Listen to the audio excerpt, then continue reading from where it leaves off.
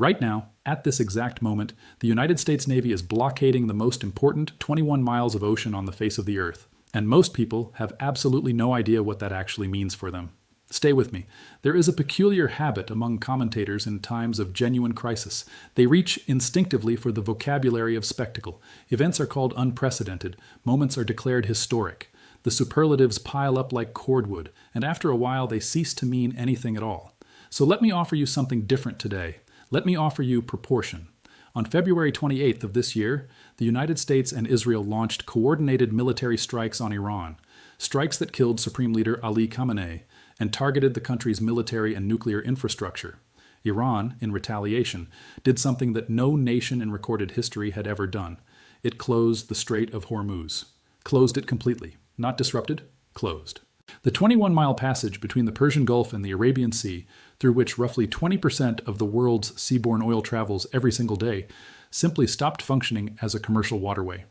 The U.S. Energy Information Administration, in language remarkable for its institutional restraint, called it the largest geopolitical oil supply disruption in history, 2 to 3 times the scale of the 1973 Arab oil embargo, the crisis that gave us gasoline lines stretching around city blocks, and a generation of Americans who never quite shook the memory of running out.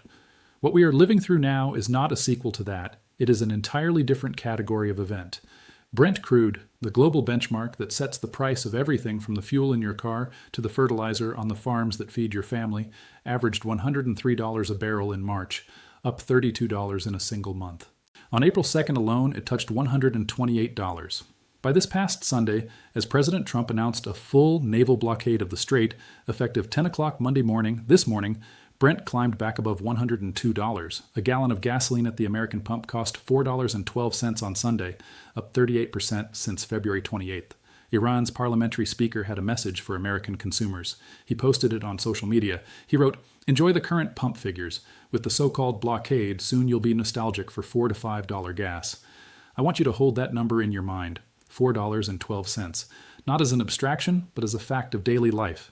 Because the question this video will spend the next 30 minutes answering is not whether that number goes higher. It almost certainly will.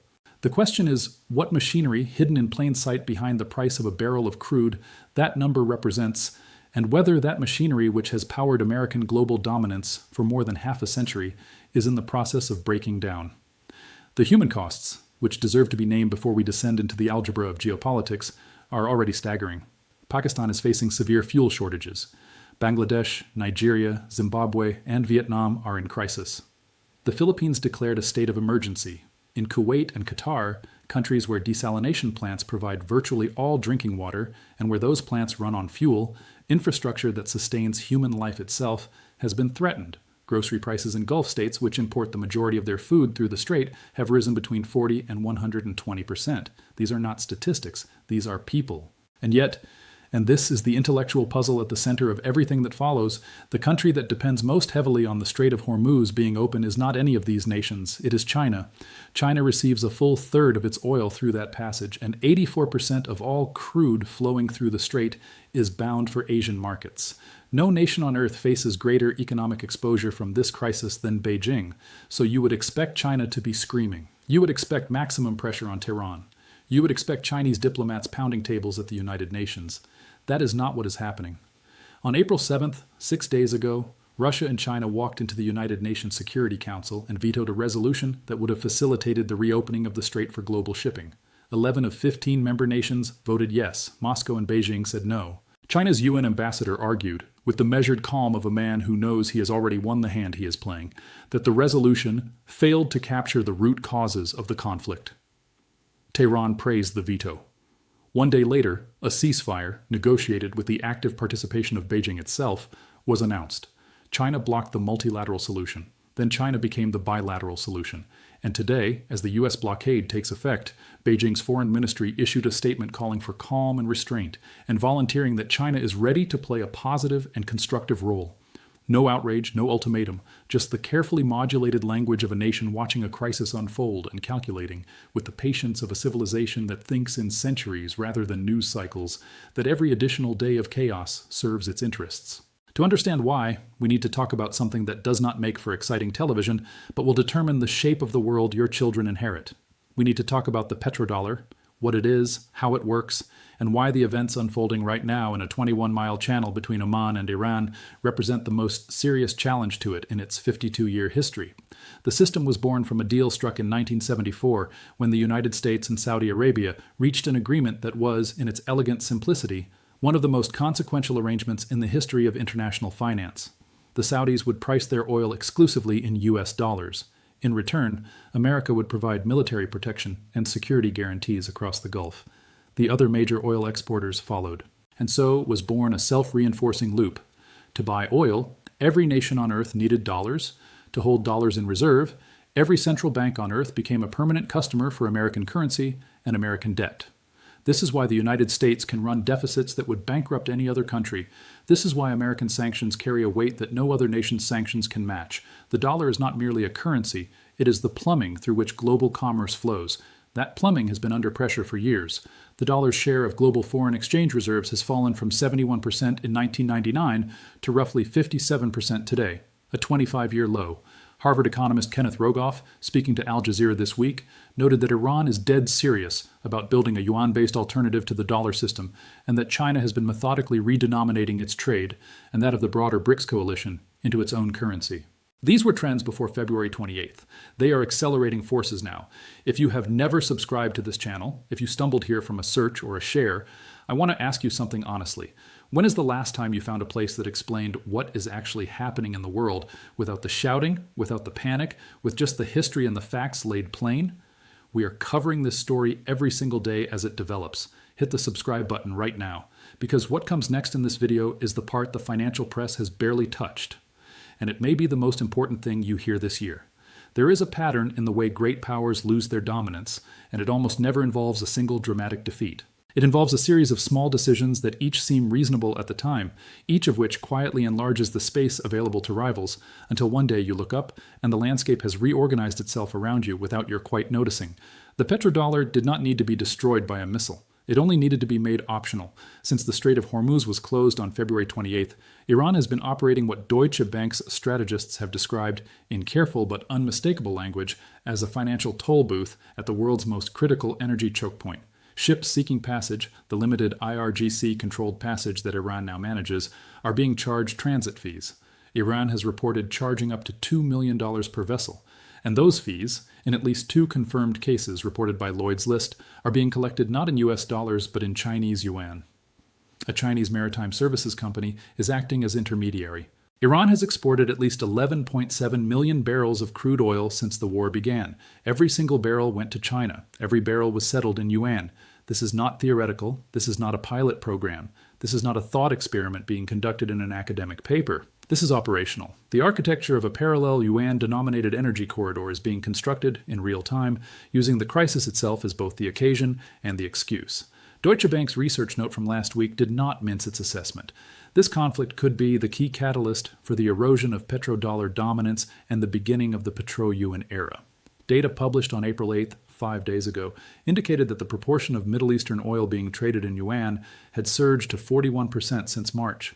To calibrate that figure, just a few years ago that number was effectively zero. The dollar held a near monopoly. Today, more than 4 in 10 barrels of Middle Eastern crude are being priced in the currency of the People's Republic of China. Iran, specifically, has reportedly moved to 100% yuan settlement for its oil transactions with Beijing, transactions exceeding 320 billion yuan in volume. Now, I want to be precise about what this does and does not mean, because precision matters when the temptation to catastrophize is as strong as it currently is. The dollar is not dying. The petrodollar system is not dead. Full de-dollarization requires the Gulf states, Saudi Arabia, the UAE, Kuwait, to abandon dollar pricing, and they have not done that. China's yuan remains subject to strict capital controls that limit its adoption as a global reserve currency. The structural advantages of the dollar, its liquidity, its legal infrastructure, the depth of American financial markets, do not evaporate in a single conflict. But cracks are not the same as collapse, and the cracks visible today are unlike anything this system has weathered before. Deutsche Bank strategist Malika Sarkdeva wrote that the current conflict tests the security for oil pricing system that has maintained dollar dominance since the Nixon administration. The premise of the petrodollar, she noted, was simple. America provides the security guarantee, the Gulf provides the dollar pricing. If America cannot guarantee security in the Gulf, and right now, with the strait essentially under IRGC management, it manifestly cannot, then the other half of that bargain becomes negotiable. This is the strategic insight that explains China's behavior, which otherwise seems perplexing. Why would the world's largest oil importer veto a UN resolution designed to reopen the waterway through which its own energy supplies flow? Because China is not playing the immediate game. China is playing the game that comes after the immediate game. Every day the strait stays closed, Iran needs Chinese buyers more. Every day the strait stays closed under IRGC management, the architecture of yuan-denominated transit fees becomes more normalized. Every day the U.S. blockade creates chaos without resolving the underlying conflict. Washington's claim to be the guarantor of global energy security becomes less credible. China is not seeking to win this confrontation. China is seeking to be indispensable to its resolution, and to ensure that the resolution, whenever it comes, leaves behind an institutional residue, a precedent, a new normal, in which yuan-settled oil transactions are unremarkable. The yuan Iran receives for its oil does not sit in a vault. It circulates back to China to purchase infrastructure, technology, industrial equipment, and military hardware. It is a closed loop that bypasses Western financial gatekeepers entirely. The petrodollar is not merely a currency arrangement. It is the financial expression of a new kind of bilateral dependency, one that Washington, busy with its blockade, is doing relatively little to interrupt. Why can China do what Europe and Japan, which also tried to challenge dollar dominance in past decades, could not? The answer is industrial capacity. Europe and Japan needed dollars to buy oil, but they could not offer oil-producing nations a sufficiently comprehensive alternative economic relationship. China can. China is the world's largest manufacturer, the most comprehensive industrial economy in history. It can supply Iran, and potentially the broader Gulf states, with machinery, electronics, consumer goods, military technology, and the infrastructure investment that the Belt and Road Initiative represents. Iran already purchases virtually all of this from China. The trade balance is roughly even. Iran no longer needs dollars as an intermediate currency for its economic relationships. It can do the entire transaction in yuan. The Trump administration, to its credit, seems to understand the dimension of the threat even as its chosen instrument, the naval blockade announced this morning, risks accelerating the very dynamic it is trying to arrest. The administration has threatened an additional 50% tariff on China if Beijing supplies advanced defense equipment to Tehran. That threat is instructive. It acknowledges implicitly that the real confrontation here is not between Washington and Tehran, it is between Washington and Beijing. Tehran is the arena. The contest is for the terms on which the global energy economy will be organized for the next several decades. Goldman Sachs, in a report published this week, warned that if Brent crude averages above $100 per barrel for the year, which current trajectory suggests is plausible, particularly if the blockade extends the disruption, global economic growth slows to 1.7%. A full-year average of $140 per barrel, which Oxford Economics models as a breaking point scenario, would push the Eurozone, the United Kingdom, and Japan into economic contraction.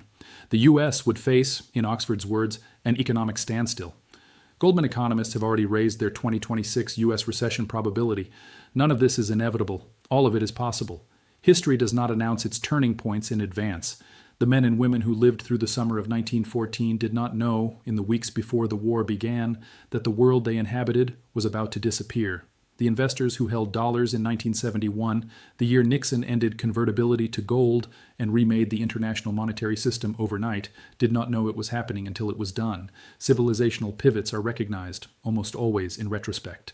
We are right now in the perspective moment, the moment before the retrospective is written, and the unusual, uncomfortable privilege of living through it is that we can actually see what is being decided. Here is what is being decided. America's strategic wager, represented by today's blockade, is that sufficient military and economic pressure on Iran will force the reopening of the strait on American terms, terms that preserve the dollar's role in global oil pricing, restore the credibility of American security guarantees in the Gulf, and deny China the institutional advantages it has been quietly accumulating. It is a wager that assumes the crisis can be resolved quickly enough that the alternative financial architecture being built in its shadow does not have time to solidify. China's counter-wager is simpler and, in some respects, more elegant. Beijing is betting that time is its ally. That every additional week of American military action without resolution strengthens Iran's dependence on Chinese buyers, deepens the yuan's foothold in energy settlement, and erodes the credibility of the security for dollars bargain that Gulf states have accepted for half a century. China does not need the petrodollar to collapse dramatically. It only needs the dollar's share of oil settlement to continue declining gradually, from 90% a few years ago to 52% today, to something lower still next year. Iran's wager is the most audacious of the three. Tehran is betting that its physical control over the world's most critical maritime chokepoint, control that no amount of airstrikes has managed to dislodge, constitutes a form of leverage that eventually forces negotiation on terms Iran can accept. It is betting that the economic pain being distributed globally eventually becomes politically unsustainable in the capitals that matter. Washington, where a gallon of gas now costs $4.12, London, where inflation is projected to breach 5%, and in the Gulf states themselves, where food prices have risen by as much as 120%. The analyst who put it most precisely this week said this: "The contest over world order is no longer confined to battlefields and sea lanes. It is being fought through the plumbing of global finance. The Strait of Hormuz has become a laboratory, a test of whether physical control over a geographic choke point can be converted into leverage over the currency of trade itself." Consider the texture of the current situation. As of this Monday morning, April 13th, 2026, the U.S. blockade is active, effective at 10 o'clock Eastern Time. 100 oil tankers that would normally transit the strait daily have been reduced to fewer than 10. 400 loaded tankers are trapped inside the Gulf with nowhere to go. Diesel prices peaked above $5.80 a gallon in April. The EIA estimates that Iraq, Saudi Arabia, Kuwait, the UAE, Qatar, and Bahrain collectively shut in 9.1 million barrels per day of crude oil production in April alone, oil that cannot get out and therefore cannot be pumped. Goldman Sachs says even if the strait reopens today, it will likely take until July for oil flows to return to anything approaching normal, because the tanker queue problem cannot be solved quickly. Shipping giant Maersk has said that any decision to transit the strait will be based on continuous risk assessments. Insurance markets have effectively frozen for vessels bound for the Persian Gulf. The IRGC warned on Sunday that military vessels approaching the strait will be dealt with harshly and decisively. And yet, with all of this, CNN reported Sunday that a gallon of American gas declined slightly over the weekend before jumping back above $4 this morning. The market is trying to price both the ceasefire that collapsed and the blockade that replaced it, and finding it cannot do both simultaneously. I want to address directly what some of you will be thinking. Is this permanent? Is this the end of the petrodollar and American financial dominance? The answer, delivered with the honesty this subject deserves, is we do not know. What we know is that this is the most serious challenge that system has faced, presented under circumstances, a prolonged military conflict, an adversary with physical control of the relevant choke point, a rival superpower with both the industrial capacity and the strategic patience to exploit the situation, that are qualitatively different from anything the system has previously survived.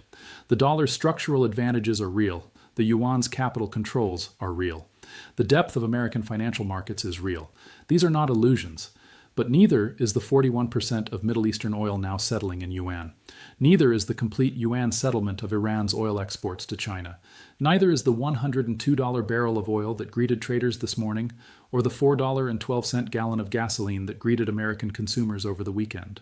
What is being written right now, in the gap between Washington's military power and Beijing's financial patience, in the 21 miles of contested water between Iran and Oman, is a chapter in a much longer story. It is the story of whether the architecture of global economic power that the United States built in the decades after World War II and refined into something more durable and more subtle than any empire that came before it will prove capable of adapting to a world in which its assumptions that American security guarantees are credible, that dollar pricing is inevitable, that the alternative is simply not viable, are being tested simultaneously and in earnest. We are at the hinge, and the hinge is not yet broken, but it is, for the first time in living memory, genuinely under load. Before we go, I want to hear from you. Not a reaction, not a take, a question. What is the single thing about this situation that you cannot fully explain to yourself? What is the piece of this puzzle that still does not fit? Tell me in the comments. I read every single one. And the questions you ask shape what we cover next. The conversation below this video is, in my experience, one of the most serious on the internet. Join it.